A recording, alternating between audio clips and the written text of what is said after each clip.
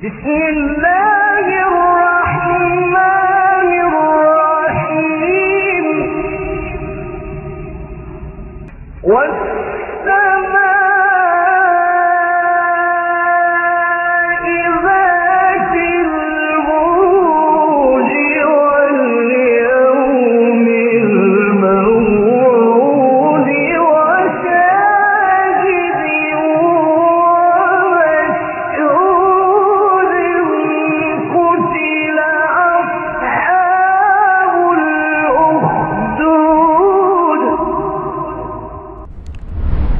Bismillahirrahmanirrahim. Assalamualaikum warahmatullahi wabarakatuh. Alhamdulillahi rabbil alamin. Wassalatu wassalamu ala sayyidil mursalin wa ala alihi wa sahbihi ajma'in. Allahumma inna nas'aluka ilman nafi'a wa rizqan thayyiban wa amalan mutaqabbala. Amma ba'd, kita melanjutkan kajian kitab Tafsir Al-Jalalain yang sudah cukup lama vakum akan kajian ini. Dan kita sebelumnya telah mengkhatamkan juz 30 dengan izin Allah Ta'ala. Pada kali ini kita akan membahas mulai dari surat Al-Baqarah. Kita pernah membahas surat Al-Fatihah beberapa tahun lalu. Kemudian sekitar 2 tahun lalu kita mulai membahas setelah Al-Fatihah surat An-Naba sampai selesai surat An-Nas. Dan pada kali ini kita ingin menghidupkan kembali kajian Tafsir Al-Jalalain rahimahullah ta'ala di surat Al-Baqarah, yang mana di sini dikatakan oleh sebagian dari ulama yang mengenal Tafsir Al-Jalalain, Al-Mahalli rahimahullah ta'ala dihikayatkan hakikatnya beliau memulai juga Tafsir Al-Baqarah ya setelah beliau memulai beberapa ayat penafsiran beberapa ayat di surat Al-Baqarah. Beliau wafat rahimahullah, tapi tidak diketahui seberapa banyak ayat yang telah beliau tafsirkan dari surat Al-Baqarah, sehingga mungkin untuk beberapa pertemuan di surat Al-Baqarah awal-awal kita akan menyebutkan qala Jalaluddin rahimahullah. Ya, jadi imma dia Jalaluddin Al-Mahalli, dan itu paling utamanya kalau di awal-awal surat Al-Baqarah, atau nanti kemudian mungkin Jalaluddin As-Suyuti rahimahumallahu jami'an. Rahimahumallah.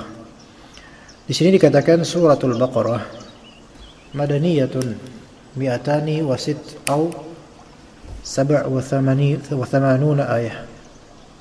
Dia sekitar di sini disebutkan 286 atau 287 ayat.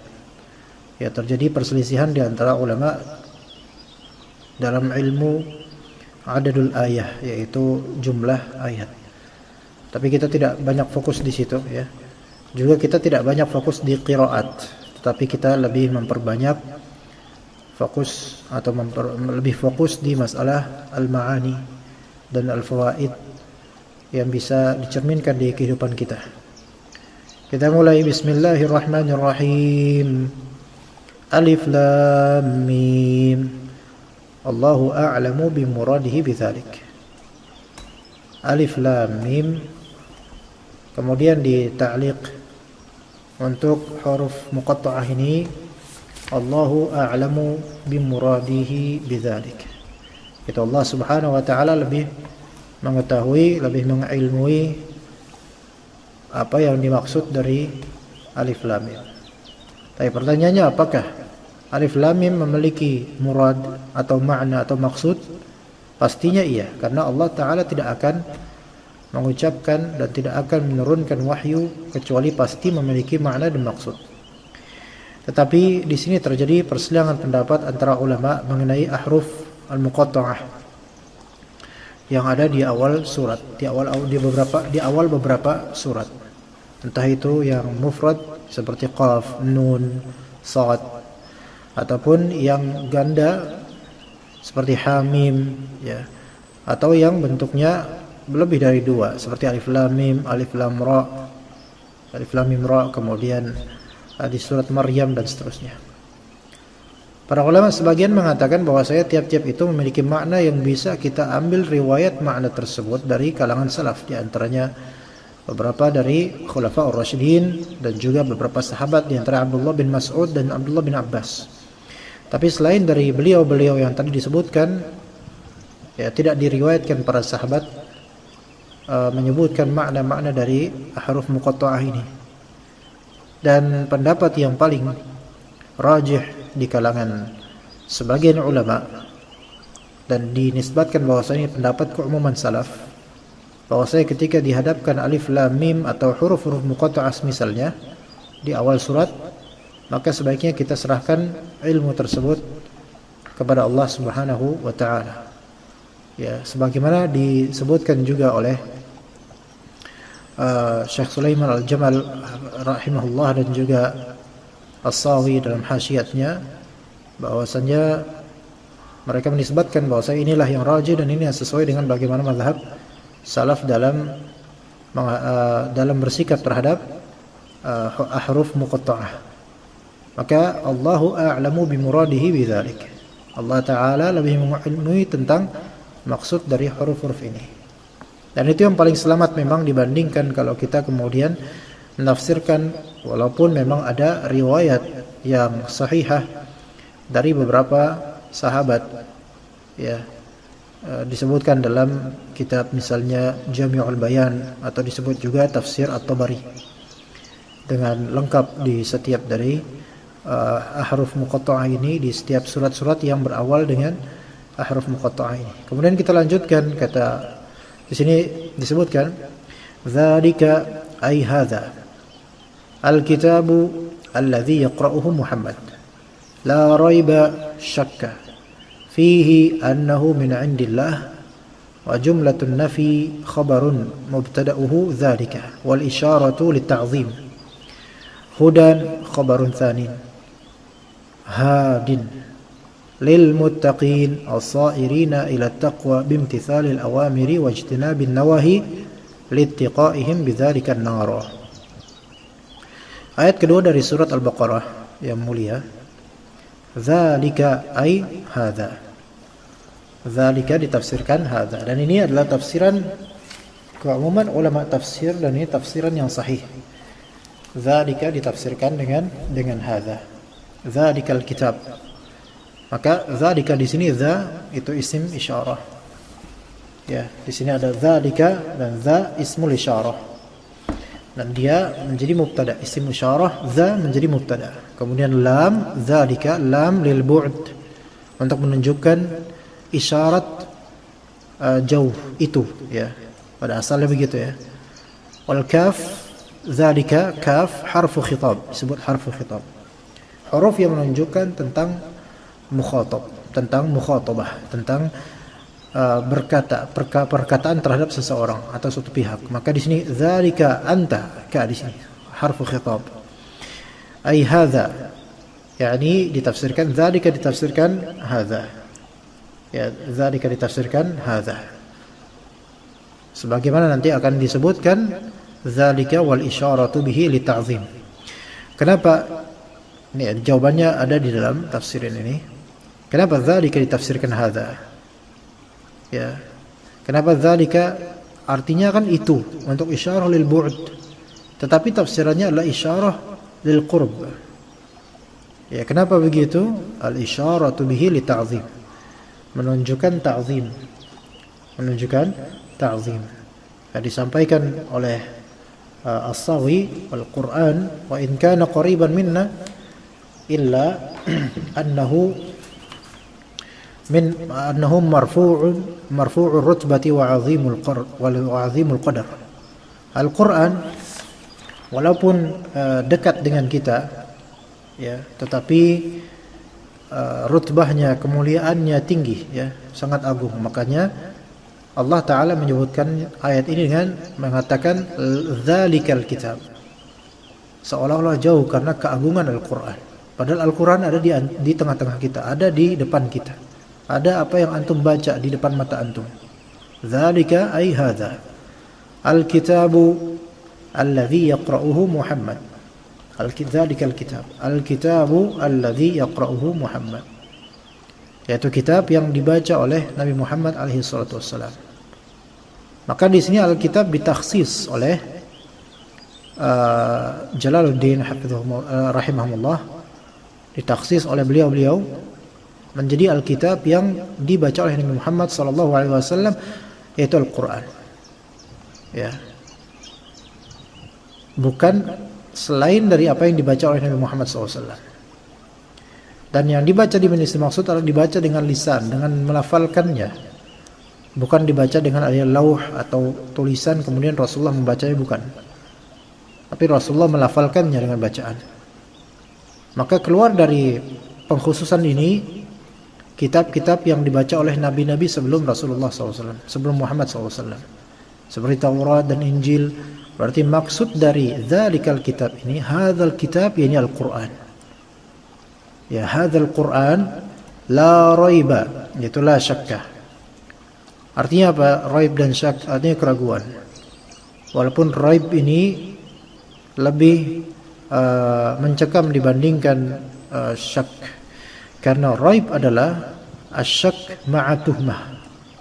Raib adalah asyak ma'a at-tuhmah. Ya, raib adalah keraguan dengan adanya tuduhan, gitu loh. Jadi raib ini lebih negatif dibandingkan syak. Maka Al-Quran tidak ada keraguan dan tuduhan terhadapnya. Fihi, ya, fihi itu fi dzalikal kitab, fi hadzal kitab. La raiba fi hadzal kitab. Tiada keraguan terhadap Alkitab ini atau Al-Quran.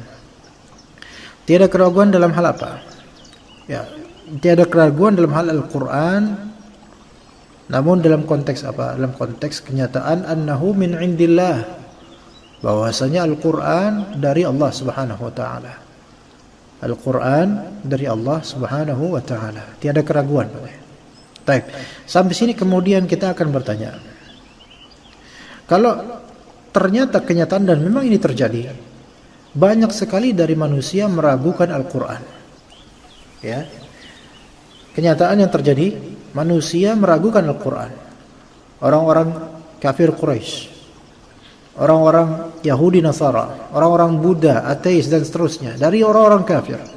Bahkan orang-orang yang berjubah muslim tetapi mereka munafik. Mereka meragukan Al-Quran, bahkan mengejeknya. Sementara di sini Allah Ta'ala katakan la raiba fih, tiada keraguan terhadap Al-Quran. Lalu bagaimana menjawabnya? Maka kita katakan di sini dengan 3 jawaban sebagaimana disebutkan oleh Syekh Sulaiman Al-Jamal rahimahullah dan juga Syekh As-Sawi rahimahullah. Maka jawabannya ikhwas sekalian, bahwasanya yang pertama, Al-Quran la raiba fi, tiada keraguan padanya bagi orang yang betul-betul mengetahui dan berfikir dan mendapatkan hujjah dalam Al-Quran.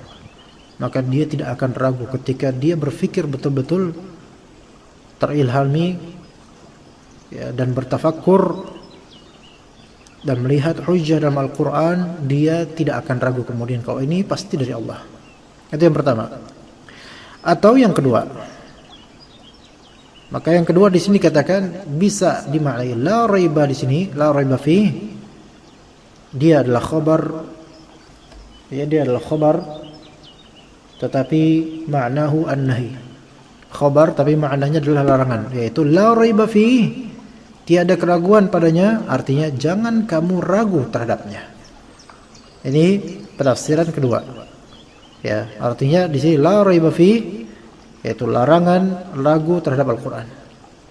Ya, bisa diartikan ini adalah Al-Quran, jangan kamu ragu terhadapnya. Itu arti yang kedua atau jawaban yang kedua.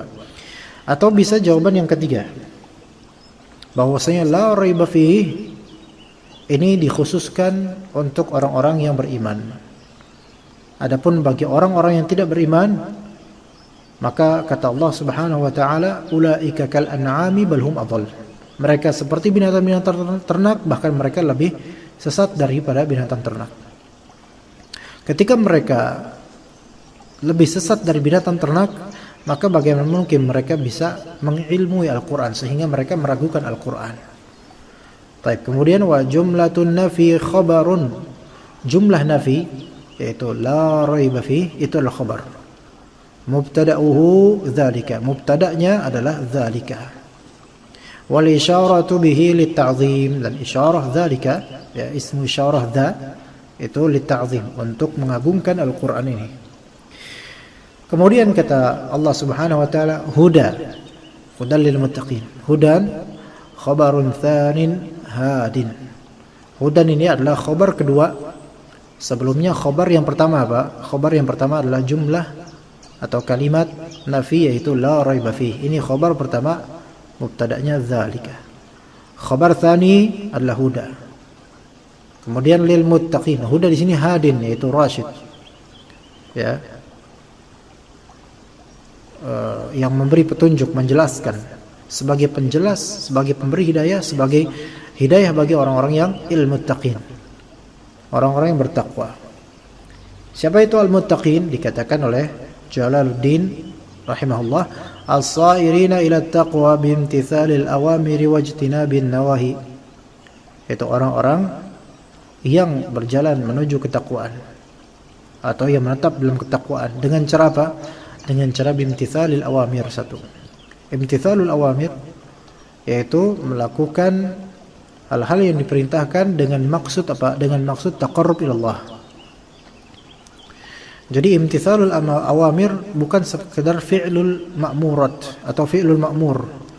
Imtithal itu adalah melakukan hal sesuai dengan perintah dan dengan adanya qasd lil ubudiyah, yaitu maksud untuk beribadah kepada Allah Subhanahu wa taala. Wajtinabin nawahi, dan menjauhi hal-hal yang dilarang. Ya, jadi takwa itu adalah imtithalul awamir dan ijtinab an-nawahi. Ini di antara definisi takwa yang terbaik. Kenapa mereka melakukan tersebut? Littiqaihim bidzalika an-nar. Karena mereka berusaha menghalangi diri mereka dengan ketakwaan tersebut daripada api neraka. Ya, dengan ketakwaan tersebut mereka menghindarkan diri, menjaga diri, membentengi diri, menutup diri mereka dari api neraka. Kemudian dikatakan di sini alladzina yu'minuna yusaddiqun bil ghaibi bima ghaba anhum minal ba'tsi wal jannati wan nar wa yuqimuna shalah ay yu'tuna biha bihuquqiha atau ya'tuna biha bihuquqiha wa mimma razaqnahum a'tainahum yunfiqun fi ta'atillah. Alladzina yu'minun, yaitu mereka orang bertakwa. Siapakah mereka? Mereka adalah alladzina yu'minun, orang-orang yang beriman. Yusaddiqun, yaitu tasdiq, melakukan tasdiq, ya, mempercayai. Dan tasdiq dengan iman itu ada umum dan khusus mutlak. Artinya memiliki kesamaan namun memiliki juga perbedaan. Kenapa? Karena iman lebih khusus dibandingkan dengan sebatas tasdiq. Bahkan di sini tasdiq sebatas mempercayai, ya. Adapun iman itu mempercayai dengan qalbu, kemudian melafalkan dengan lisan, dan juga melakukan dengan amalan. Maka itu semua termasuk bagian dari apa? Bagian daripada iman. Itu menurut akidah Ahlus Sunnah wal Jamaah. Akidah Ahlus Sunnah wal Jamaah. Jadi alladzina yu'minun, alladzina yusaddiqun. Mereka yang mempercayai betul-betul. Bil ghaib, itu terhadap apa? Terhadap hal yang gaib. Nah, sekarang hal yang gaib itu apa maksudnya? Ya, bima ghaba anhum minal ba'thi wal jannati wal nar. Apa yang gaib dari mereka, bagi mereka tidak bisa dilihat, ya. Dari apa? Al-ba'ts, yaitu hari kebangkitan. Al-jannah, an-nar, surga, neraka, dan banyak sekali hal-hal yang gaib. Ya, dan Allah Subhanahu wa taala gaib bagi manusia di dunia. Akidah Ahlussunnah wal Jamaah menyatakan bahwasanya manusia tidak melihat Rabbnya di dunia. Adapun di akhirat nanti ketika manusia di surga Allah Subhanahu wa taala, mereka akan melihat kepada Allah Subhanahu wa taala, khusus untuk mukminin di surga. Dan itu adalah senikmat-nikmatnya kenikmatan yang pernah Allah berikan kepada manusia, dan khusus untuk mukminin yang masuk surga. Dan semoga Allah Ta'ala mengkaruniakan kita husnul khatimah, ana dan juga antum, juga mengkaruniakan kita untuk mudah menuju surga Allah Subhanahu wa taala dan mendapatkan kenikmatan melihat wajah Allah. Kemudian wa yuqimuna shalah, mereka beriman kepada orang yang gaib dan mereka menunaikan salat. Ai ya'tuna biha bihuquqiha.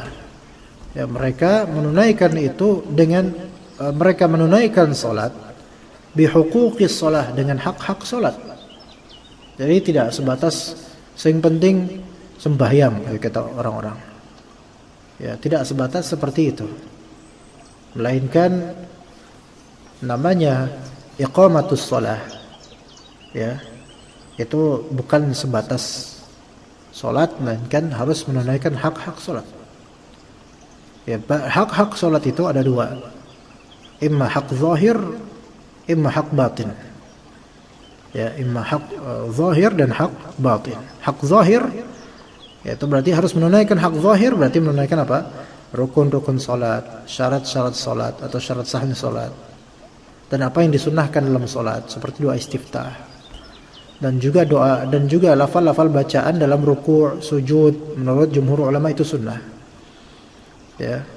Dan juga termasuk menunaikan hak-hak zahir dari salat, meninggalkan hal-hal yang merusak salat atau hal-hal yang makruh dalam salat.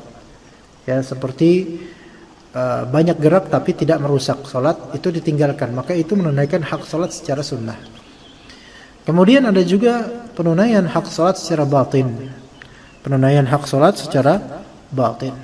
Seperti apa? Seperti khusyuk, kekhusyuan dan hadirnya qalbu ketika salat. Maka ini penting sekali ikhwas sekalian. Ita'us shalah bihaqqis shalah atau ita'us shalah bihuquqis shalah. Itu menjadi barometer kesolehan seseorang, dan itu penting sekali. Kemudian setelah hablum minallah iqamatus shalah, ada hablum minan nas. Wa mimma razaqnahum yunfiqun, dan terhadap apa yang kami rezekikan yunfiqun, mereka menafkahkan harta-harta tersebut. Ya, menafkahkan apa yang telah kami rezekikan kepada mereka. Ya, dan ini ikhwas sekalian hablum minan nas. Wa mimma razaqnahum yunfiqun wa mimma razaqnahum a'tainahum. Razaqnahum a'tainahum, apa yang kami berikan kepada mereka. Dan rizki yang dimaksud di sini adalah rizki yang khusus, yaitu rizki yang halal. Adapun rizki yang haram, maka kalau mereka menafkahi dengan rizki yang haram, maka hal tersebut tidak Allah terima. Ya, kata Nabi SAW, innallaha thayyibun la yaqbalu illa thayyibah. Sesungguhnya Allah Ta'ala Maha baik dan tidak menerima kecuali yang baik-baik saja. Maka di sini wa mimma razaqnahum, imma di sini min litab'id, yaitu sebagian dari apa yang kami rezekikan kepada mereka, yaitu menunjukkan tidak semua rezeki, dan itu pun hanya rezeki yang halal. Adapun rezeki yang haram tidak diterima. Ya. Atau wa mimma razaqnahum yunfiqun, yaitu dari jenis rezeki mereka berinfak. Dan rezeki yang dimaksud rezeki khusus, yaitu rezeki yang halal. Yunfiqun, dan mereka yunfiquna fi ta'atillah. Mereka menafkahi dalam rangka ketaatan kepada Allah Subhanahu wa taala. Karena tidak semua orang yang infak itu dalam rangka ketaatan kepada Allah, tidak semuanya. Dan infak terbagi menjadi dua. Imma dia infak wajib, imma dia infak mandub. Infak wajib itu seperti zakat dan seperti nafaqatul ahl, yaitu menafkahi keluarga, yaitu istri, anak, kemudian orang tua, dan juga orang-orang yang ada di tanggungannya seperti pembantu, pegawai, dan seterusnya. Ini infak yang bersifat apa? Bersifat wajib. Ketika seseorang menafkahi istrinya dan anaknya fi ta'atillah, dalam rangka ketaatan kepada Allah, maka dia mendapatkan ganjaran pahala yang besar. Adapun kalau seseorang menafkahi anak dan istrinya sebatas mengikuti tradisi dan tidak ada niatan bahwasanya ini ibadah kepada Allah, maka dia hanya mendapatkan kebaikan dunia dan tidak mendapatkan ganjaran di akhirat. Itu infak yang apa? Infak yang wajib. Dia telah menunaikan kewajiban tapi tidak ada niatan lillahi ta'ala, tidak ada niatan ibadah, maka dia tidak mendapatkan ganjaran akhirat. Walaupun di dunia Allah Ta'ala mungkin akan memberkati amalan dia atau memberkati perbuatan dia, tetapi di akhirat dia tidak ada hasilnya karena tidak ada niatan untuk Allah Ta'ala. Kemudian juga ada infak yang bersifat mandub, seperti sedekah yang sunnah, ya, infak kepada fakir miskin atau memberi orang dan seterusnya, yaitu dalam rangka fi taatillah. Kemudian kata Allah Subhanahu wa taala, "Walladzina yu'minuna bima unzila ilaika," ay al-Qur'an, "wa ma unzila min qablik," ay at-Taurat wal Injil wa ghairihima. Ya, dan bisa juga wa ghairihima ini mungkin Zabur dan lainnya. Wa bil akhirati hum yuqinun. Baik. Ayat keempat dari Al-Baqarah, "Walladzina yu'minuna bima unzila ilaik." Orang-orang yang beriman terhadap apa yang telah diturunkan kepada engkau, yaitu Al-Qur'an. Ya. Wa ma unzila min qablik, dan apa yang diturunkan sebelum engkau. Ya, yaitu At-Taurat, Injil, Zabur, Suhuf Ibrahim, Suhuf Musa dan lainnya. Lihat ikhwas sekalian di sini, walladzina yu'minuna bima unzila ilaika, bima, ya. Ma di sini sigha umum. Ya, tetapi maksudnya adalah khususiatul Quran. Begitu juga di sini ada wa ma unzila min qablik, dan ini ma unzila min qablik menjadi umum karena mencakup semua yang diturunkan, apa-apa yang sebelum kamu, dan apa-apa dari wahyu sebelum Rasulullah SAW. Wabil akhirati hum yuqinun, ya, mereka yakin terhadap adanya akhirat. Jadi orang-orang ini mereka mengimani hal yang gaib, ya, dan hal yang gaib banyak sekali, ya. Bahkan yang gaib dari apa yang tertampakkan di manusia itu lebih banyak yang gaib, ya, karena manusia ini terbatas sekali indranya, hasil dari indranya terbatas sekali. Kemudian menunaikan salat, menunaikan nafkah, beriman kepada Alkitab dan kitab-kitab sebelumnya, dan yakin terhadap akhirat. Ulaika, ayat kelima, ulaika al-mawsufuna bima dzukir ala hudan min rabbihim wa ulaika humul muflihun al-faizuna bil jannati an-najuna minan nar. Mereka, ulaika, mereka yaitu al-mawsufuna bima dzukir, orang-orang yang tersifati dengan apa yang telah disebutkan tadi, yaitu beriman paling gaib, menunaikan salat, menunaikan infak, beriman kepada Alkitab dan kitab-kitab sebelumnya, dan iman terhadap akhirat.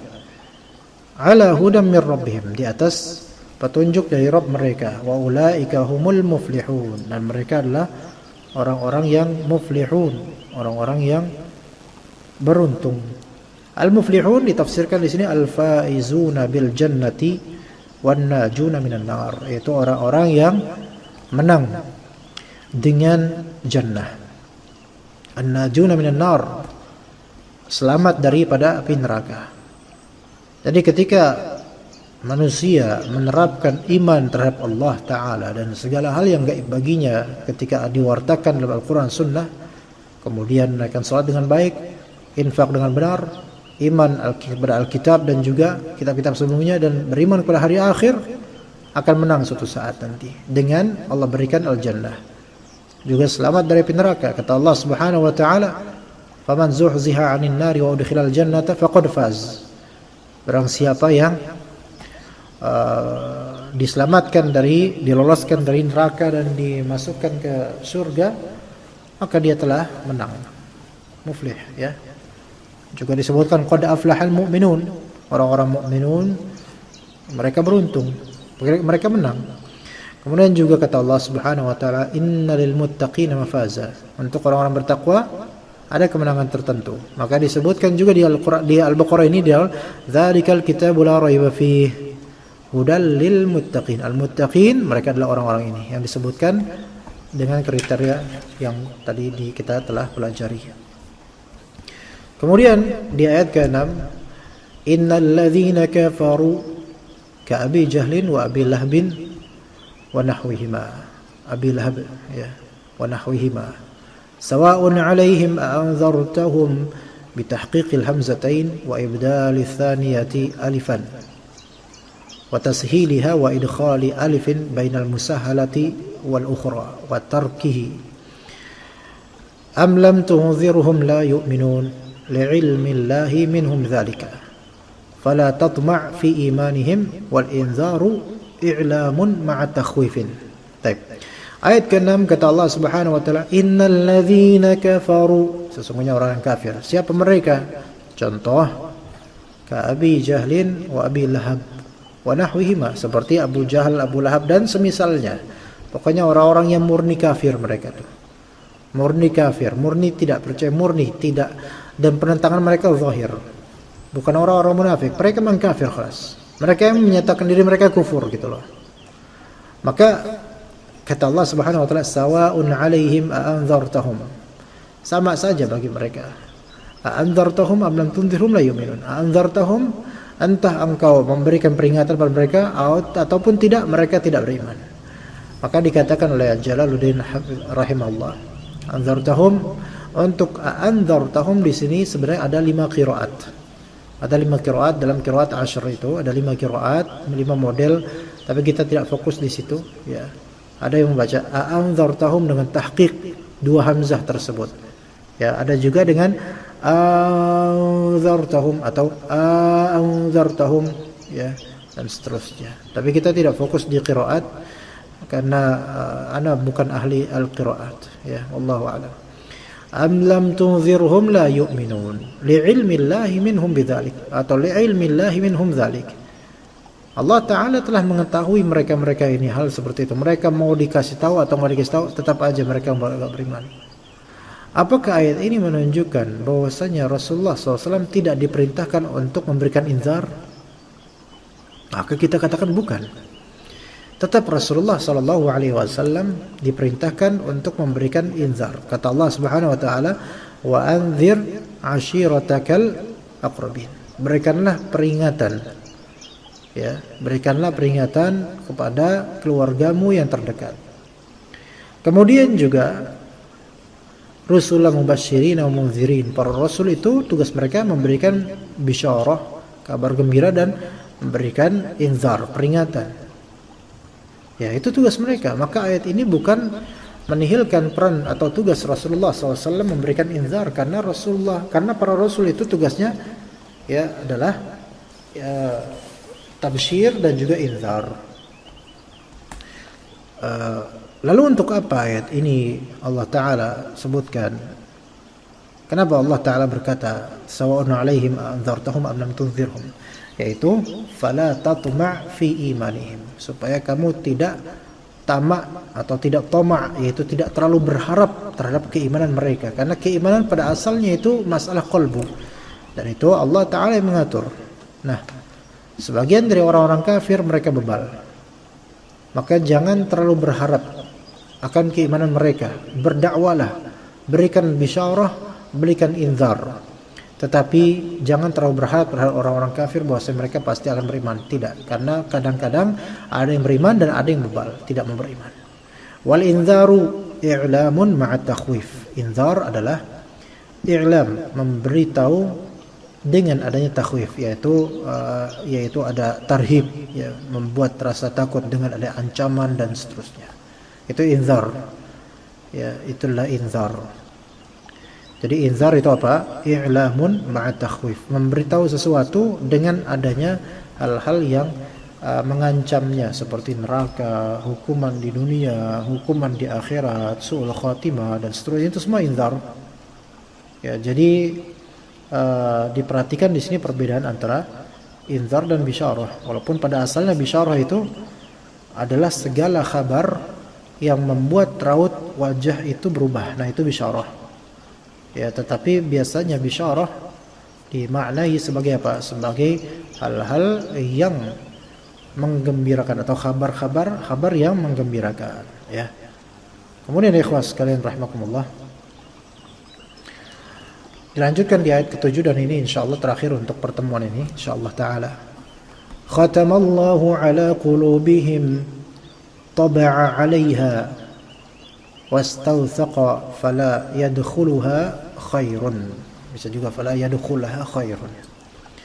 Ya, khatamallahu ala qulubihim wa ala sam'ihim ay mawadhi'ahu فلا ينتفعون بما يسمعونه من الحق. Nah, di sini dilanjutkan wa 'ala absarihim ghishawah ghita'un fala yubsiruna al-haqqa wa lahum 'adzabun 'adzim qawiyyun da'imun. Khatamallahu 'ala qulubihim. Allah Ta'ala telah menstempel, mengunci, ya, menutup qalbu mereka. Khatmul qalb itu lebih tinggi daripada, lebih sulit lagi daripada ron atau roin, ya. Kalla bal rana ala qulubihim. Ya, khatm dan taba' bal taba' Allahu 'alaiha, ya, bi kufrihim.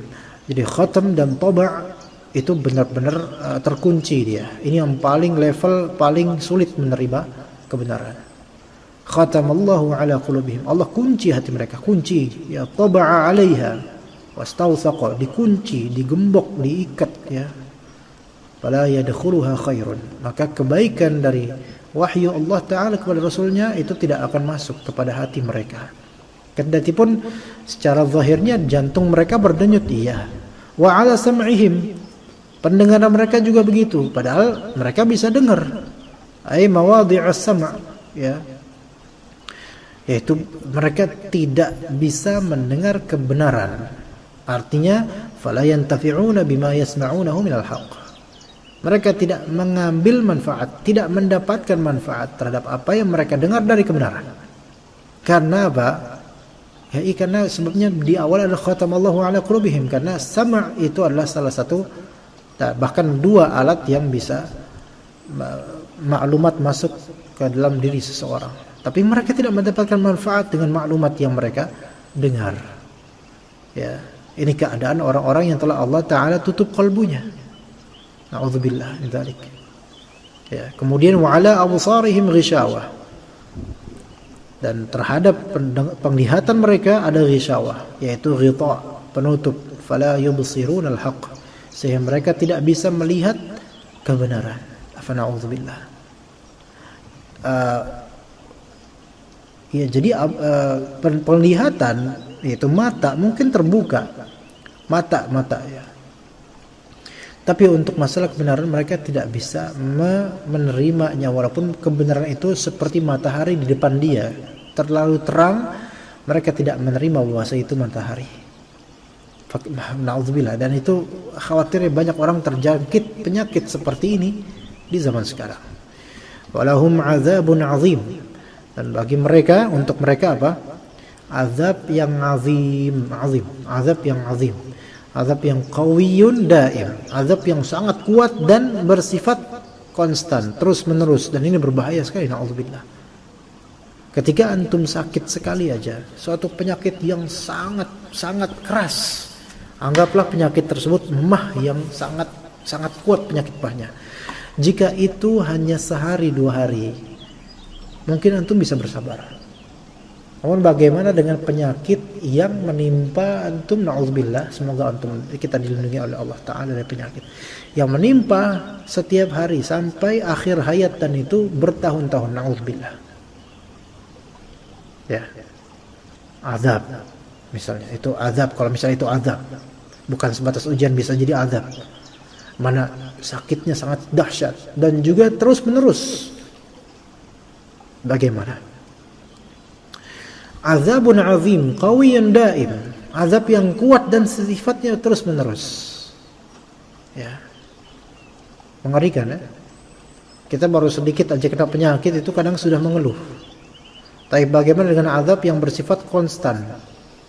Sayangnya betapa banyaknya orang yang terkena azab secara maknawi dan mereka tidak merasa bahwasanya mereka terkena azab. Makanya kata Ibnu Jauzi dalam Saidul Khatir, ya, di antara orang yang paling menyedihkan, paling jelek keadaannya adalah ketika orang tersebut tidak menyadari bahwasanya dirinya sedang Allah azab. Lebih jelek lagi adalah ketika orang tersebut berbangga dengan apa yang mereka dapatkan dari azab. Di antaranya apa? Orang-orang yang berbangga dengan kemaksiatan. Sesungguhnya kemaksiatan yang berulang-ulang atau yang saling menambah satu sama lain, terus bermaksiat, itu adalah azab secara zat untuk orang tersebut. Itu adalah azab yang disegerakan sehingga dia lalai dan dikhawatirkan dia husnul khatimah. Dan betapa banyaknya orang yang sekarang ketika dikatakan, anakmu kerja apa? Dibilang, wah kerja di bank. Wah, dengan bangganya anaknya kerja di bank konvensional ribawi. Dengan bangganya bahwasanya itu adalah azab. Namun bangga dengan azab tersebut. Dan ini seburuk-buruk keadaan manusia ketika mereka terperdaya dan tidak menyadari akan azab, bahkan mereka berbangga dengan azab tersebut.